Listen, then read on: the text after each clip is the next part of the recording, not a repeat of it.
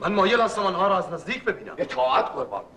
تا آنجا که من به یاد دارم چنین چیزی سابقه ندارد قربان. بله امیدوارم تو هم مایل باشی. ایمن نیستم پدر. درود بر امیر لوقان حاکم معظم شهر. درود بر امیر یورغان حاکم معظم شهر. امیر چه؟ امیر یورغان. مردی که یورغان به لحاف میگه. تو میگی یورغان. من میگم لوقان. لقبشونه نمیدونم، اسمشونه نمیدونم. بلد نیستی حرف بزنی، حرف بزن، این مجبوری. من حرف نزنم. یوسف یه کاری نکنه که اینجا دست بال تو پوست گردو نه بزنم. نه پوست گردو نمیتونم راه برم. خواجه ها. بله ها. چه؟ دیار ما خوش آمدی. بله. به اینجا خوش آمدی. شما خوش آمدی قربان. من به کجا خوش آمدم؟ قربان خوشحالیم که خدمت رسیدیم. خوشحالیم بله قربان. معلوم است دوست شما مرد شوخ‌طبع. ما کوچیک شما هستیم. چه خوش اخلاق، 4 تا چای بیار باشه. های لوقانه. چه قهوه خانه است؟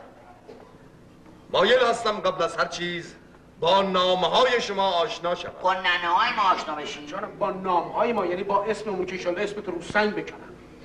انشالله مال تو هم بکنم اون بغل دستی. چاکر آخرم قبرتی میکنم. خواجه حسن معروف به خواجه حسن شاماتی. چاکر خواجه یوسف معروف به خواجه یاقوت. قربان اسم پدر و کنیش هم گفته. که اینطور شهرت هم داری؟ شوهر نمای دیگه انشالله. شهرت بده عقب افتاد. بله شهرت یعنی فامیل، لقب، کنیه تو جانم. لقب بله لقب جانم. همونطور که عرض کردم خواجه حسن هستم، فرزند خواجه حسین زرین‌طلوع معروف به خواجه حسن شاماتی و دوستم یوسف معروف به یوسف بلغمی. ایشون هم حسن شلغمی. اینطور که معلوم شد شما نام خواجه حسن و دیگری خواجه یوسف دارید. هر دو به این مکان خوش آمدید، مخصوصا شما. جانم بفدا. این مریض ها جسارت نکن. پدر جون تو مایل بودی آنها را از نزدیک ببینی. سوالی نداری؟ اجازتم بدی سوال داشتم پدر جون. بگو دخترم. خواجه حسن هم بفرمایید. بار کشتی ها چیه؟ خاتون عزیز کشتی ما همه چی درش هست، طلا، جواهر، زر و زیور، اقمش جاب. اصلا کار ما جواهر و طلاس و همین اصلا کار ما همینه. زرگری قربان، زرشناس. جواهر برای ما یه چیه؟ شما همه نوع جواهر داری؟ آره. زبرجد هم داری؟ زبر داریم، جدش هفته دیگه میاد. یعنی چه؟ قربان متوجه فرمای شما نشده. زبرجد همون جواهراتی است که رنگ گیر نمیاد جد. بس که میان تو رو جده، تو رو جدم، تو رو جده، تو رو جدم، تو رو جدم. عجیب. از این پشما آورده بودیم یه ذره. سبیل مبارکشونه. چی داری میگی؟ خواجه حسن هم بفرم. شما که از جواهرات سرشته دارین رو انگشتری من قیمت بذارید. وای ای داد بیداد، حالا چی میخواد بگه؟ باشی گفته بودم تو رو بار کردی. دخترم ما پدر که قیمت واقعی انگشتری را میدانیم، چرا آنها را نگران میسازی؟ خدای خودت آوری ما رو در جایت کن. حضرت حاکم آخر به کجا کش؟ شخصا فکر میکنم خاتون نظرشون این بود که اطلاعات ما را درباره زر و زرگری بدانند. بس. ولی کدورتی در کار نخواهد بود. نگران نمیشه. خیر قربان. بسیار. اجازه میفرمایید؟ از کجا واقعی؟ این انگشتری شما اگرچه بسیار زیبا و شفافه ولی از لحاظ قیمت اجازه بفرمایید بیا قیمت تو بگو. به این چرا دادی؟ اینجا بینم تو نعل و الاغم نمیشناسی.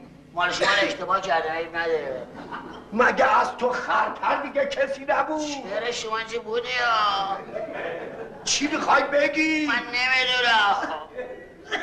الهی خدا تو سپردم. چی بگم حالا؟ چه شد؟ یه چیز الان دارم گویم. خدایا خاطر او چه میکند؟ محک میزنم. محک اونجایش میباشه؟ تعجب نکنید همه اعضای بدن دوست من سنگ محک قربان. حاج یوسف تمام اعضای بدن تو سنگ محک جانم بفدا. نه تو دسته درفته ها. خواجه سیاه چرده؟ بله سر برسه به چرده. این معذرت هم 10,000 دینار ارزش داره. خدا خواجه حسین بیا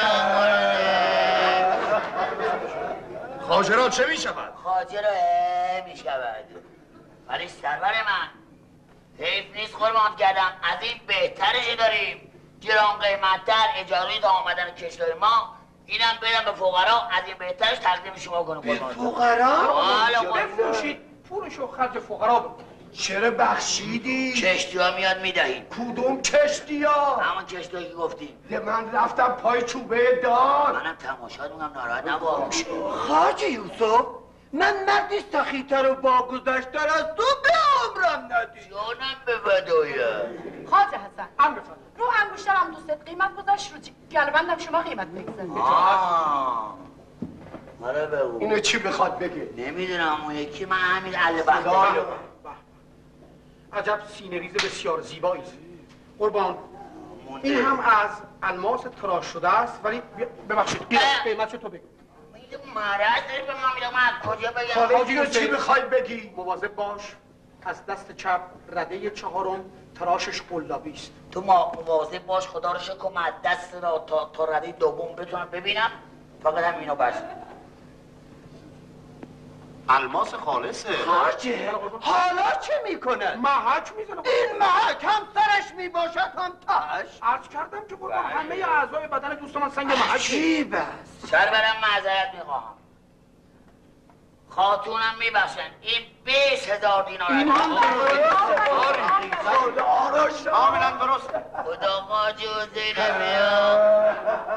آره بابا خواجه ناراحته. سرورم باز اول این گران قیمت‌تر داریم، قشنگتر داریم تا آمدن کشتا. اینم بریم بفروشم بدم به فقرا تا آمدن کشتا قربان کنم. از این گرانبهاتر چه داری؟ گردن بند مثلا چه داری؟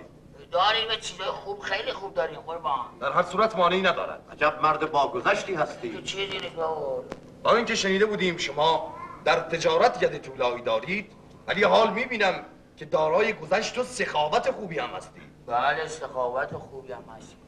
دخترم، پدر جون من بارها از تو خواسته بودم که همسر آینده خود را انتخاب کنی و به من ابلاغ، ولی هرگز این تصمیم را نگرفتی. مایل هستم امروز به دقت به اطراف خود بنگری. ببین، خواجه حسن و همچنین خواجه یوسف دو تاجر عمده هستند. تو تاجر دنبه؟ بله.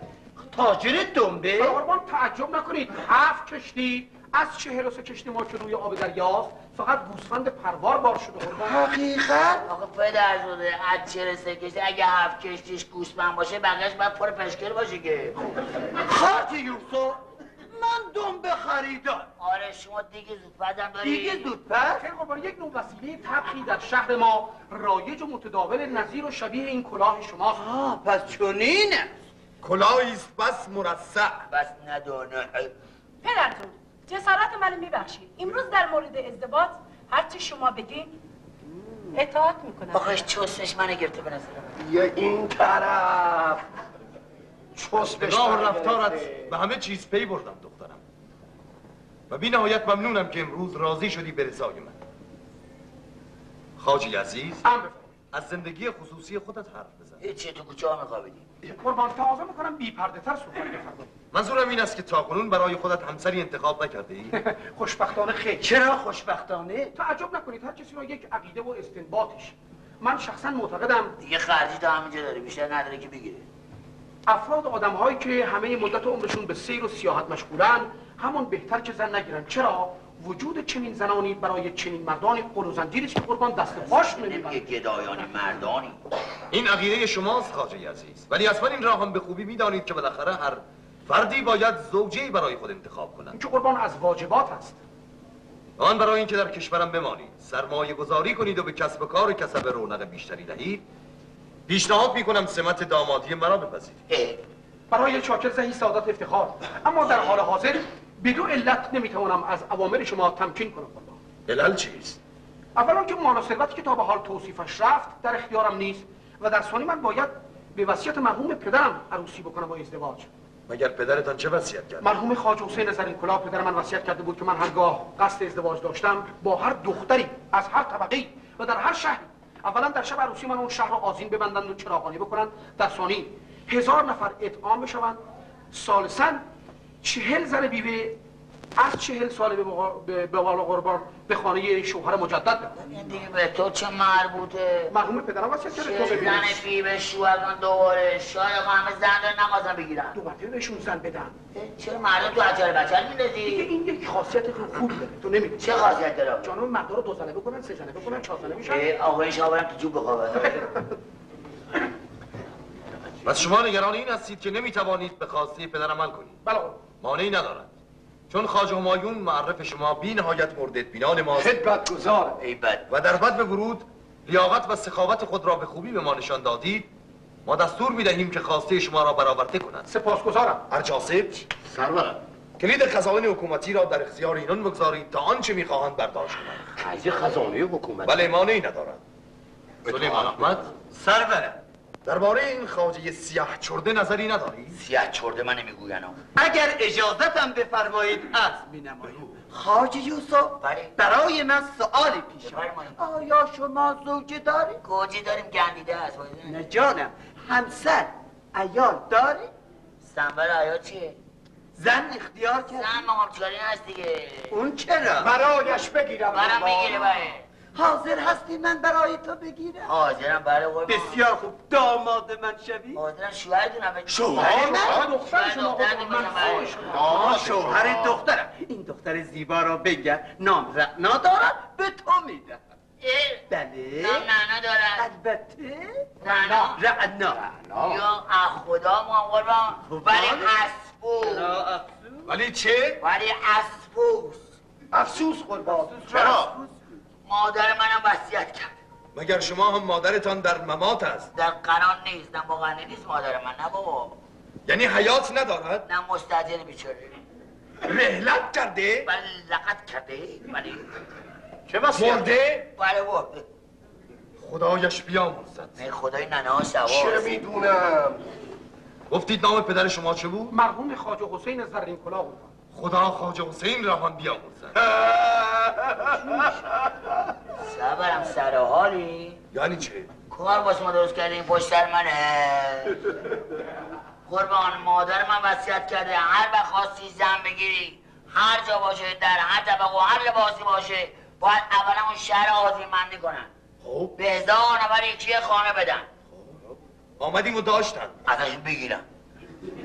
بسیار خوب. در ضمن قربان اون شهر اصلا رنگ‌آمیزش کنن. رنگ بزنه؟ از نظر تزیینات قربان رنگ‌آمیزی کن. خب ما چقدر رنگ بیاریم هی بمالیم؟ بابا قلم از ما سطلم جلو سرتون این هست که دیگه. شد ساعت تشبیهاتون قربان غلط از آب در میاد. من مسئول نیستم. خدا انشالله ساعتون از سر ما کم احسن. نکنه. منظورش این است که فعلا دستش توهیست و میخواهد بخواد. بله تا آمدن کشفیا قربان. آگاه شدم. داماد عزیز، بله قربان. مگر من مردم جانم به فدای. جانم به فدایش بره. من شخص ثروتمندی هستم، به حاضرم تمام ثروتم را در اختیار تو ای بهول بدبختم. پس قبول کردید. بگو مفتخرم. بله مفتخرم قربان. پذیرفتید و به زودی دامادهای این دارالاماره میشوید. دامادهای دورالاماره چی؟ دارالاماره. از این بالاتر. خواجه عزیز، هم بفرمایید. من شما و دوستتان یوسف را در اینجا تنها میگذارم تا درباره زندگی آینده خود بهتر تصمیم بگیرید. سپاسگزارم حضرت حاکم. خواجه بله. شما را چه میشود؟ هیچی به مال بازی بود قربان. به امید دیدار. سرورم عرض دارم. باز هم چیزی میخواهید؟ قربانت کرد این همه خدمت به ما کردن قربانت کردن لطف کردن در ما. یه خواهش کم دارم. هر چه میخواهی بگو. اگر ممکن قربان اجازه بدین این خواجه در حق ما خدمت کرده. مرد نیکیست. وظیفه چاکر. مرد نیکی. مرد خیکیست. مرد نیکیست. نیکی دستور بدید 3 ماه بره زندان. چرا؟ این همه خدمت کردم. بهت قول دارم بودم حبست میکنم میدونستم